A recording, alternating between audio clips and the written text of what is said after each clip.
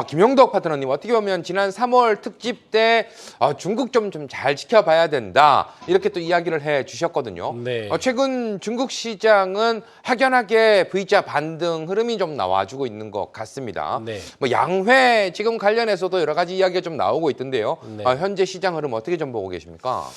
네, 우선은 오늘 증시가 조정을 보인 부분에서는 이제 앞서서 우리 송재호 전문가님이 워낙 잘 말씀을 해주셔서 간단하게만 이제 짚어볼 수가 있겠습니다. 말 그대로 이제 연준 그 파월 의장이 이제 하원 연설 부분들을 앞두고 있기 때문에 이에 대한 일차적인 긴장감 부분들이 좀 있다고 볼 수가 있겠고요. 두 번째는 오늘 이제 중국 양회 부분들이 이제 마무리가 되는데 이와 관련돼서 좀 이벤트적인 내용이 크게 없었다. 원론적인 내용밖에 없었다라는 부분이 또 약간의 실망감을 가져온 부분이 아닌가 생각합니다. 역시 선물 부분에서도 선물 대량 매도 계약에 의해서 물론 외국인은 이제 거래소에서 매도를 하지 않고 뭐 백오데이션 콘테코 상태 부분들이 콘테코로 이제 우회 전환되는 흐름 부분들도 이제 나왔었지만 기관이 이제 차익 거래 쪽에서 대량 프로그램 매도를 해준 점과 특히 코스닥 같은 경우에는 백오데이션 상태가 3%대까지도 밀리면서 전체적으로 기관 매도의 프로그램 매도가 좀 크게 가세했다는 점에서 우리 시장의 조정이 나오지 않았나 생각을 해봅니다. 시장의 기술적인 흐름 부분들을 보면서 추가적인 이제 방향성을 한번 짚어볼 수 있겠는데요. 제가 2월 중반부부터 여러분들한테 이 한국경제TV 뭐 대박천국이라든지 관련 특집 방송으로 시장 얘기를 해드리면서 항상 강조해드렸던 부분이 있습니다. 결과적으로는 불특정 장세가 지속될 수 있고 무언가 확실하게 시장을 올릴 만한 이벤트는 없기 때문에 시장이 당분간은 박스권 흐름을 지속할 가능성이 높다라고 계속적으로 강조를 해드렸는데요. 실질적으로 거래소의 현재 차트 흐름들을 보면은 그 2월 중반부 시점부터 지속적으로 박스권이 나오고 있는 것을 확인하실 수 있을 거고요. 그만큼 강한 상승이 나올 수 있을 만한 상승 재료가 좀 부재하다는 점이고요. 코스닥 같은 경우에도 2월 중반부 이후로는 박스권으로 들어가고 있죠. 시장을 올릴 만한 힘을 갖는 신규 재료라든지 어떤 주식시장의 그런 촉진제가 될 수 있는 내용이 나오지 못하는 상황 속에서 3월의 변수가 워낙 많이 있다 보니까 시장이 조금 주의를 기울이고 있다고 보시면 되겠습니다. 오늘 결과가 나온 부분에서 이제 3월 중 양회의 어떤 결과가 예상했던 수준의 결과가 나왔다라는 부분을 우리가 포인트로 볼 수가 있겠는데요. 특징점이라고 한다면은 이제 시진핑 3기 체제에서 완전히 시진핑 독재 체제로 바뀌었다라는 점입니다. 지금 보시면은 그 리창 총리가 실질적으로 원래 이런 전인대회를 거치면 기자회견과 함께 연설을 하고 소통을 하는 형식으로 발표하는 게 30년 동안 이어져 왔던 전통의 방식인데 이 부분이 생략됐다라는 거. 즉 대중과의 소통을 하지 않고 그냥 시진핑이 자기 하고 싶은 대로 하겠다라는 부분들을 공공연하게 좀 천명했다라는 부분이 포인트가 되겠고요.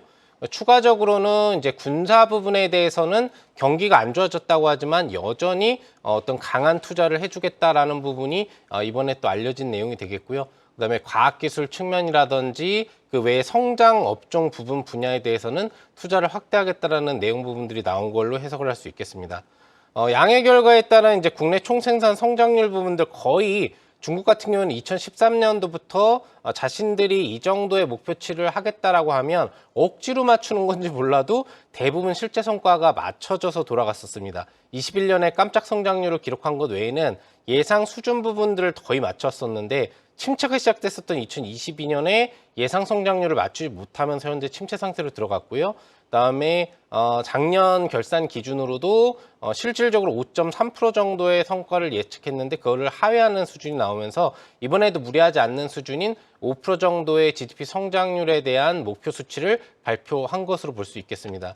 거기에 이제 소비자 물가지수 같은 경우에는 한 5년 연속 3% 안팎으로 맞추겠다라고 이번에도 이야기를 해줬고요.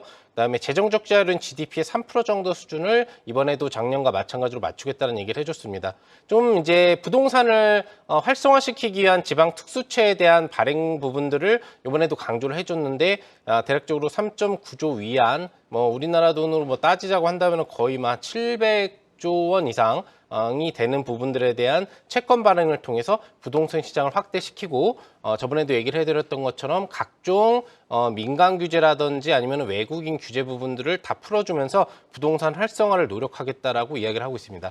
그다음에 도시 지역에 대한 실업률을 5.5% 안팎으로 줄이겠다는 발표를 예상대로 해줬고요. 신규 도시 취업자 수는 역시 1,200만 명으로 늘리겠다는 얘기를 이제 해준 것이 중국 양회의 결과입니다.